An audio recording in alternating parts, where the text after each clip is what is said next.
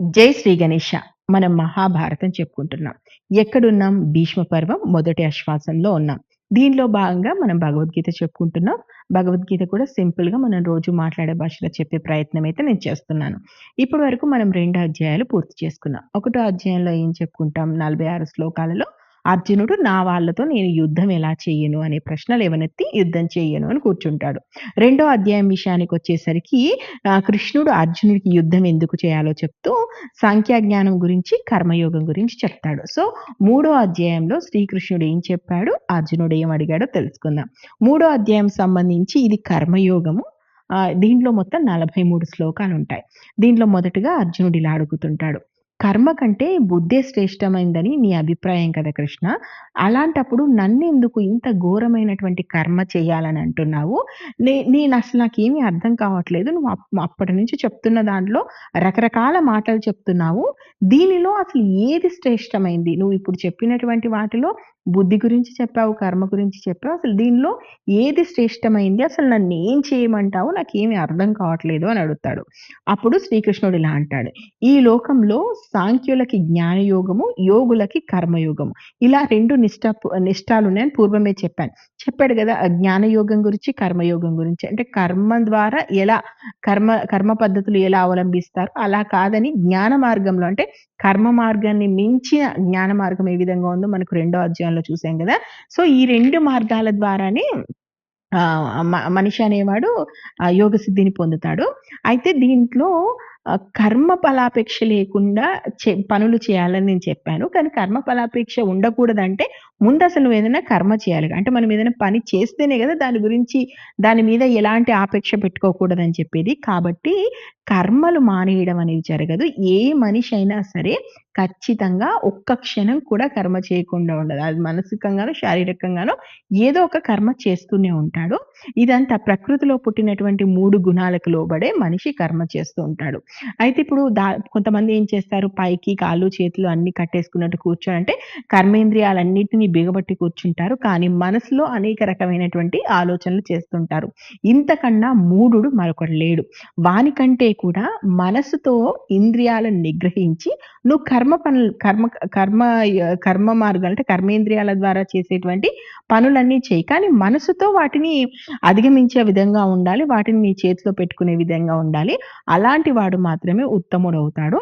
అందుచేత అర్జున నీకు నియమించినటువంటి కర్మ ఏదైతే ఉందో ఆ కర్మ నువ్వు చెయ్యాల్సిందే. కర్మ చెయ్యకుండా ఉండడం కంటే మనకేదైతే కర్మ చేయాలని మన మన మన దా మనం ఏ కర్మ అయితే మనకు ఉత్తమం అని ఉంటుందో ఆ కర్మ చెయ్యడమే అసలైనటువంటి పని. అయినా ఏ కర్మ చేయకుండా శరీర యాత్ర అనేది జరగదు. కాబట్టి ప్రతి జీవి కర్మ చేయాల్సిందే. ఇక యజ్ఞం కోసం చేసేవి కాక ఇతరితర చేసేటువంటి కర్మలు. ఒక యజ్ఞం కోసం చేసేటువంటి కర్మ మాత్రమే నీకు యోగ సిద్ధిని తీసుకొచ్చి పెడతది. లేకుండా నువ్వు మిగతా ఏ కర్మలు చేసినా కూడా అవి నీ బంధుహితం కోసం అంటే నీ కోసమో, నీ వాళ్ళ కోసమో చేసుకునేటువంటి పనులే అవుతాయి. అందుకని ఎలాంటి ఫలాపేక్ష లేకుండా యజ్ఞం కోసం కర్మ చెయ్యి. పూర్వం యజ్ఞాలతో సహా మీరు అభ్యుదయం పొందండి. మీకు ఇవి కామధేనువులుగా కోరిన కోరికలు తీరుస్తాయి అని చెప్పేసి చెప్పడం జరిగింది. అంటే యజ్ఞము, దేవతలు, మనుషులు ఇవన్నిటిని ఒకేసారి సృష్టించడం జరిగింది. అంటే యజ్ఞాలతో మనుషులు దేవతలను సంతోషపెడితే వాళ్ళు సంతోషం పొంది మానవులకు కావాల్సినటువంటి కోరికలన్నీ కూడా తీరుస్తారు. అప్పుడు మనిషి అనేవాడు అంటే మనిషి ఏం చేయాలంటే మళ్ళీ తనకు భగవంతుడు ఇచ్చిన దాంట్లో కొంత భగవంతుడికిచ్చి మళ్ళీ తన జీవనాన్ని సాగించాలి. అలా కాకుండా కేవలం తన కోసం మాత్రమే ఎవరైతే వంట చేసుకునేవాడు ఉంటాడో, అంటే తన భోజనం కోసం మాత్రమే ఎవరైతే బ్రతికేవాడు ఉంటాడో, వాడికంటే పాపాత్ముడు మరొకటి లేడు. సో, అలా ఎప్పటికి కూడా చెయ్యకూడదు. ప్రాణులన్నీ కూడా అన్నం నుంచే పుడుతున్నాయి. అన్నం అనేది మేఘం నుంచి పుడతది. ఈ మేఘం అనేది యజ్ఞం నుంచి పుడతది. ఈ యజ్ఞం అనేది కర్మ నుంచి పుడతది. కర్మ అనేది బ్రహ్మ నుంచి పుడతది. బ్రహ్మం అనేది అక్షరం నుంచి పుడుతుంది. అంటే పరమాత్మ నుంచి పుడుతుంది. అంచేత సర్వం వ్యాపించి ఉన్నది బ్రహ్మమే. సర్వదా సృష్టిలో ప్రతిష్టమైంది కూడా బ్రహ్మమే. మొత్తం ఈ చక్రమే నడుస్తుంటుంది. కాబట్టి ఆత్మప్రీతి, ఆత్మతృప్తి, ఆత్మ సంతోషం ఇవి కలిగినటువంటి వ్యక్తి ఎవరైతే ఉంటారో ఇవి ఉన్నాయంటే అతను జ్ఞాని. ఆ జ్ఞాని మాత్రమే కర్మ చేయాల్సినటువంటి అవసరం లేదు. ఎందుకంటే అలాంటి జ్ఞాని ఎప్పుడు కూడా తన స్వప్రయోజనాల కోసం కర్మ చేయడు. ఆయన కర్మ చేయాలి. ఆయన శరీరం బ్రతకాలంటే అతను చేస్తుంటాడు కర్మ. కానీ ఆ కర్మ చేయడం వల్లనో, చేయకపోవడం వల్లనో అతనికి నష్టమేం లేదు. అంటే ఆత్మ గురించి ఎవరైతే తెలుసుకున్నటువంటి జ్ఞాని ఉన్నాడో, ఆ జ్ఞాని తప్ప మిగిలిన వారందరూ కూడా ఈ కర్మ బంధనాల్లో చిక్కుకున్న వాళ్ళే ఉంటారు. సో, జనకుడు లాంటి వాళ్ళు కూడా వాళ్ళ కర్మల్ని ఇలాగే చేశారు వాళ్ళు. అంటే లోక కళ్యాణాన్ని దృష్టిలో పెట్టుకొని వాళ్ళ కర్మలు వాళ్ళు చేశారు. అందుకే అంత శ్రేష్టమైనటువంటి వ్యక్తులుగా నిలిచారు. కాబట్టి ఇదే ప్రయాణాన్ని లోకమంతా కూడా అనుసరించాల్సి ఉంటుంది. అర్జున 3 లోకాల్లో నేను నా గురించి చెప్పాలనుకుంటే 3 లోకాల్లో నేను చేయవలసిందంటూ ఏమీ లేదు. నాకు లేనిది లేదు. నాకు ఉండవలసింది లేదు. అయినా కూడా నేను కర్మలు చేస్తున్నాను. అప్రమత్తమై నేను కర్మలు చేయలేదనుకో, అప్పుడు మనుషులు సర్వ విధాల నా మార్గాన్ని అనుసరిస్తారు. నేనే కర్మలు చేయకపోతే ఈ లోకం చెడిపోతుంది. సాంకర్యానికి నేను కారణమవుతాను. ప్రజల్ని నాశనమైపోతారు. అజ్ఞానులు ఆసక్తితో చేసేటువంటి ఇవి జ్ఞానులు. అజ్ఞానులు వాళ్ళకి తెలుసో తెలియకో కర్మలు చేస్తుంటారు. కానీ జ్ఞాని అనేవాడు లోక కళ్యాణం కోసం కర్మలు చేయాల్సి ఉంటుంది. సో, కర్మల మీద కల అజ్ఞానం ఒకవేళ కొంతమంది అజ్ఞానం కారణంగా కర్మల ద్వారానే నేనేదో పొందగలుగుతాననుకుంటారు. అలాంటి వాళ్ళ బుద్ధిని ఎప్పుడూ చెడగొట్టకూడదు.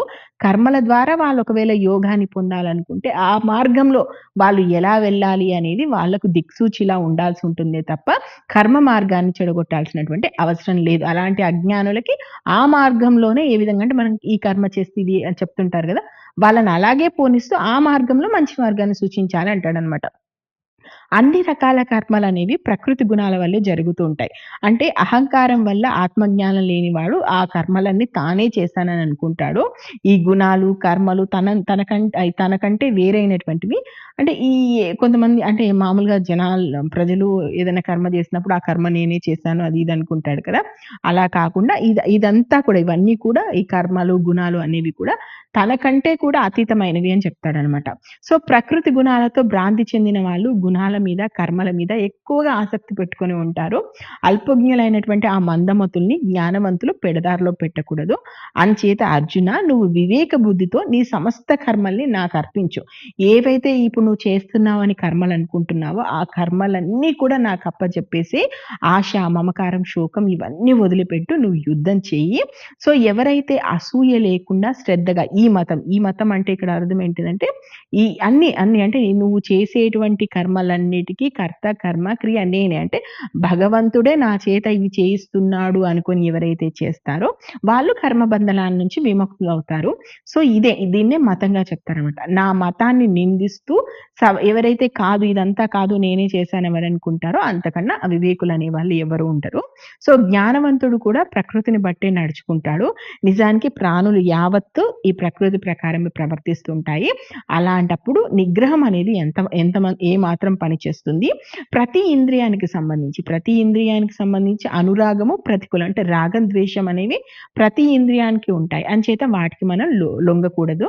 రాగద్వేషాలు 2 శ్రేయస్కర మార్గాలు కాదు. అంటే ఎక్కువగా ఇష్టపడడం కానీ, ఎక్కువగా ద్వేషించడం కానీ. సో, బాగా చేసిన పరధర్మం కంటే అంటే మనం వేరే ఒక ధర్మాన్ని పాటించి ఆ ధర్మంలో నేను గొప్పగా చేస్తాను అనుకునే దానికంటే కూడా లోపంతో ఉన్నటువంటి నీ స్వధర్మం చేయడమే ముఖ్యం. సో, స్వధర్మంలో మరణించినా కూడా మంచిదే అవుతుంది. పరధర్మం మాత్రం ఖచ్చితంగా భయంకరం అవుతుంది అంటాడు. అప్పుడు అర్జునుడు ఇలా అంటాడు. తనకు ఇష్టం లేకపోయినా మనుషులు ఏదో బలవంతంగా తమనేదో ప్రేరేపిస్తున్నట్టుగా పాపం చేస్తూ ఉంటారు కృష్ణ. ఎందుకలా చేస్తుంటారు అని అడుగుతాడు. దానికి కృష్ణుడు అంటాడు, దీనంతటికి కారణం కామం అంటాడు. ఇక్కడ కామాన్ని మనం కోరికగా తీసుకోవాలి. సో, ఈ కామం మహోగ్రమైనటువంటి రజోగుణం వల్ల పుడుతుంది. దీనికి ఆకలి లేదు, అంతం లేదు. సో, ఈ కామమే క్రోధంగా మారి లోకంలో అంటే నీకింకా కామ క్రోధాలను మించినటువంటి శత్రువు మరొకటి లేదు. పొగ చేత అగ్ని మరుగుపడ్డట్టు, మకిలి చేత అద్దం మరిగిపడ్డట్టు, మావి చేత గర్భం మరుగుపడ్డట్టు అంటే వీటి వల్ల వాటి శక్తి మరుగుపడ్డట్టు కామం చేత జ్ఞానం మరుగుపడుతుంది. సో, ఎవరైతే జ్ఞానానికి కామం అనేది కోరిక అది ఏ రకమైన కోరికైనా సరే, జ్ఞానానికి ఇదే అసలైనటువంటి శత్రువు అవుతుంది కాబట్టి ఇంద్రియాలు, మనస్సు, బుద్ధి ఈ కామానికి ఆశ్రయాన్నిస్తుంటాయి. నీ ఇంద్రియాలు, నీ మనస్సు, బుద్ధి ఈ కామానికి ఆశ్రయాన్నిస్తుంటాయి. వీటి ద్వారా ఇది జ్ఞానాన్ని మరుగుపరిచి జీవిలో మోహాన్ని పడేస్తుంది. అంచేత అర్జున మొదట నువ్వు నీ ఇంద్రియాలను వశపరుచుకో. జ్ఞానము, విజ్ఞానము నాశనం చేస్తే ఈ కామాన్ని వదిలిపెట్టు. ఇక్కడ కృష్ణుడు అర్జునుడికి చెప్తున్నటువంటి కామం వీళ్ళంతా నా వాళ్ళు, ఇదంతా నాది, ఇదంతా ఇష్టం. వాళ్ళ మీద ఉన్నటువంటి ప్రేమ ఇక్కడ. అర్జున్‌లో ఉన్నటువంటి కామం. సో, దేహం కంటే ఇంద్రియాలు గొప్పవంటారు. కానీ ఇంద్రియాల కంటే మనస్సు గొప్పది. మనస్సు కంటే బుద్ధి గొప్పది. కానీ బుద్ధి కంటే ఆత్మ అనేది చాలా చాలా గొప్పది. కాబట్టి ఆత్మను తెలుసుకో. నీ అంతట నువ్వే ధైర్యం తెచ్చుకో. ఒకంత జయించ శక్యం కాని ఈ కామం అనేటువంటి శత్రువుని సాధారణంగా ఈ కామం అనేటువంటి శత్రువుని ఎవరు కూడా జయించలేరు. కానీ నువ్వు నీ అంతట నువ్వు ఆ ధైర్యాన్ని తెచ్చుకో. ఆ ధైర్యాన్ని తెచ్చుకొని పద కామం అనేటువంటి శత్రువుని హతమార్చు అంటాడు. ఇంతటితో మనకు 3వ అధ్యాయం అనేది పూర్తయిపోతది. సో, 43 శ్లోకాలతో కృష్ణ, అర్జునుల మధ్య జరిగినటువంటి చర్చ ఇదే. సో, మనం నెక్స్ట్ 4 అధ్యాయంలోకి వెళ్దాము. నేను యాక్చువల్‌గా మామూలుగా త్వరగా అయిపోతుందేమో అనుకున్నాను భగవద్గీత. కానీ ఒక 10 సార్లు మనకు మహాభారతం 2, 3 సార్లు చదివితే ఆ ఆశ్వాసం అర్థమవుతుంది. కానీ భగవద్గీత 10 సార్లు చదివిన తర్వాత కూడా అసలు మళ్ళీ అర్థం కావట్లేదు. మళ్ళీ మొదటి నుంచి చదవాల్సొస్తుంది. కనీసం అది చెప్పడానికి కూడా నాకు ఒక అధ్యాయాన్ని దాదాపు ఒక 10 సార్లు చదివితే ఎంతో కొంత అర్థమవుతుంది. అంటే చెప్పడానికి వస్తుందనుకుంటున్నాను నేను. సో, ఎనీహౌ మీకు అర్థమైందనే అనుకుంటున్నాను. ఇప్పటివరకైతే మనం ఇంకా 3 అధ్యాయాలే పూర్తి చేసాం. 18 అధ్యాయాలు ఎప్పుడవుతాయో మళ్ళీ మనం భీష్మ పర్వము ఇది అయిపోయేసరికి మనం రెండో ఆశ్వాసంలోకెళ్ళిపోతాం భీష్మ పర్వానికి సంబంధించి. ఎనీహౌ మెల్లగానే చెప్పుకుందాము. రేపు 4 అధ్యాయం మొదలుపెడతాను. మీకు నేను మహాభారతం మొత్తం చెప్పేటువంటి ప్రయత్నం అయితే చేస్తున్నాను. ఎంతవరకు చెప్పగలుగుతున్నానో తెలియదు. ఉడతా ప్రయత్నం అయితే చేస్తున్నాను. మీకు నచ్చితే ఆశీర్వదించండి. మహాభారతంలో ఇప్పటి వరకు ఏం జరిగిందో తెలుసుకోవాలనుకుంటే మన ఛానెల్‌కెళ్ళండి. మహాభారతం ప్లే లిస్ట్ ఉంది. మీరు ప్లే లిస్ట్‌లో చూస్తే ఇప్పటి వరకు అంటే భీష్మ పర్వం వరకు ఏం జరిగిందో మొత్తం దాంట్లో ఉంది. Thank you.